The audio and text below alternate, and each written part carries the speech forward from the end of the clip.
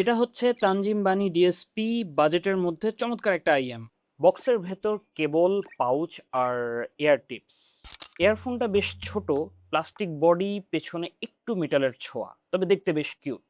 সাউন্ডের কথায় আসি, বেসের একটা হালকা উপস্থিতি আছে, কিন্তু সেটা আপনার কলিজা কাঁপানোর জন্য এনাফ না। তবে এই বাজেটে এর চেয়ে বেটার টেক্সচার বেস আশা করাটাও বোকামি। এই আইএমটার আসল জাদু অন্য জায়গায়। এর সাউন্ডে খুব সুন্দর আরামদায়ক একটা ওয়ার্ম ভাইব আছে, আর বিশেষ করে ভোকাল। তার মধ্যে ফিমেল ভোকাল শুনলে মনে হবে যে টাকাটা উসুল হয়ে গেছে।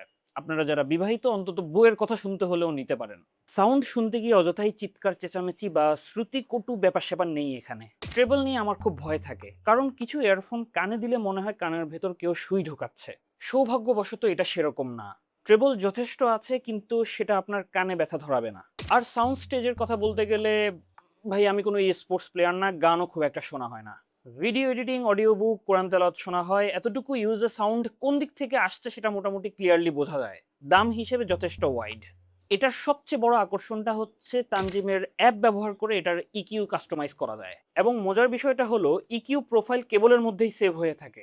অর্থাৎ ইকিউ একবার সেট করলে ফোন, ট্যাবলেট, ল্যাপটপ পরিবর্তন করলেও আর সেট করা লাগবে না। বাজেট আইএম হিসেবে এটা সত্যি দুর্দান্ত একটা ফিচার। এখন কথা হচ্ছে এই আইএমটা আপনার কেনা উচিত কিনা। এটার দাম খুব একটা বেশি না, আপনি যদি অল্প দামের মধ্যে আপনার সাউন্ডে একটু স্পাইসিনেস চান তাহলে ঠিক আছে।